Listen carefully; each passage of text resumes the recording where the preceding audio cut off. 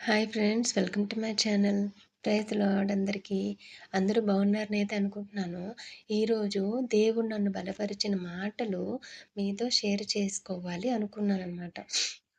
ఇలా చేయటం వలన నేను నా కష్టంలో ఏం చేశానో, దే దేవుని మీద ఎలా ఆధారపడ్డానో, ఎలా సమాధానం పొందుకున్నాననేది తెలుస్తుంది. అదొకటి. రెండోది ఏంటంటే, నా ఎక్స్‌పీరియన్స్‌ని నేను ఎలా ఎక్స్‌ప్రెస్ చేయగలుగుతున్నాననేది తెలుస్తుంది. అది రెండోదనమాట. అందుకే నేను చెప్పాలనుకున్నాను. అలాగే వాళ్ళు కూడా ఎవరైతే వింటారో వాళ్ళు కూడా మనకు వచ్చిన కష్టం వైపు కాకుండా దేవుని వైపు చూడటం వాళ్ళు కూడా స్టార్ట్ చేస్తారు. సో, అది ఏంటంటే నేను రీసెంట్‌గా మార్నింగ్ లేవగానే ప్రేయర్ ముగించుకున్నాక మా పరిస్థితుల గురించి, కొన్ని పరిస్థితుల గురించి నేను ఆలోచించుకుంటా ఉన్నాను. ఆలోచించుకొని బైబిల్ చదువుకున్నాననమాట. చదువుకున్నాక అందులో కీర్తన 89వ అధ్యాయము 22వ వచనం ఒకటి.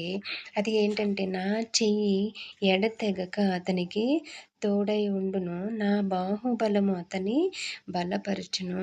ఇంకొకటి ఏంటంటే 26వ వచనం, నీవు నా తండ్రివి, నా దేవుడవు, నా దుర్గము అని అతడు మొర్రపెట్టును. ఈ 2 వచనాలు కూడా నాకు ఎంతగానో బలపరిచాయనమాట. నన్ను ఎంతగానో ధైర్యపరిచాయనమాట. ఎందుకంటే, ఆ ముందు రోజు నేను కొన్ని మాటలు వాళ్ళ నుంచి, వీళ్ళ నుంచి నేను విన్న మాటలు కొంచెం నాకెంతగా బాధ అనిపించాయనమాట. అలాగే కొన్ని సిట్యుయేషన్ గురించి కూడా, ఫ్యూచర్ గురించి కూడా నేను ఆలోచించుకుంటా ఉన్నాను. అప్పుడు ఈ మాటలు నాకు ధైర్యపరిచాయి.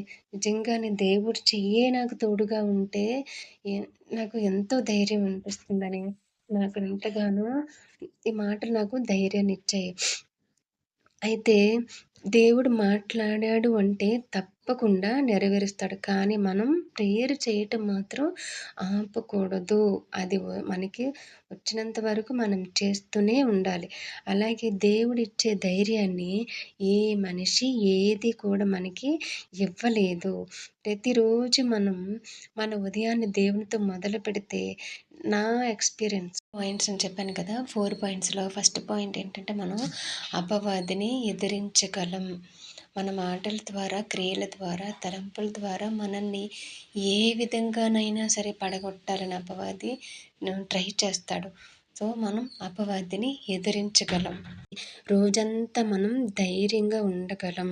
అలాగే రెండోది ఏంటంటే, మనం ఏ పని చేసుకోవాలన్నా సరే దేవుడు తప్పకుండా సాయం చేస్తాడు. మూడోది, మనం ఈరోజు ఈ పని చేయాలి, అమ్మో ఎలాగ నాకు టైము కుదరట్లేదు, నాకు బలం సరిపోవట్లేదు, నాకున్న తెలివి సరిపోదని మనం అనుకుంటాం. కానీ అన్నిటికి మించి మనం దేవుని మీద ఆధారపడగలిగితే వాటన్నిటికి మించి దేవుడు తప్పకుండా మన ఊహకు మించిన కార్యం చేస్తాడు. అలాగే నాలుగోది ఏంటంటే, మనం దేవుని మీద ఆధారపడగలిగితే ఏ విషయంలో కూడా మనం వెనకడుగు వెయ్యము. సో, దేవుని మీద ఆధారపడదాం. ప్రతి విషయంలో మనం జయం పొందుకుందాం. దేవుని కృప మనందరికీ తోడై ఉండును గాక. ఆమేన్. ఈ మాటలు ఎలా ఉన్నాయో తప్పకుండా కామెంట్ చేయండి. అలాగే మంచిగా అనిపిస్తే మీ ఫ్రెండ్స్‌కి, రిలేటివ్స్‌కి షేర్ చేయండి. ఇలాంటి మరిన్ని వీడియోస్ కోసం సబ్స్క్రైబ్ చేసుకోండి. Thank you. Have a blessed day. See you soon with a new video.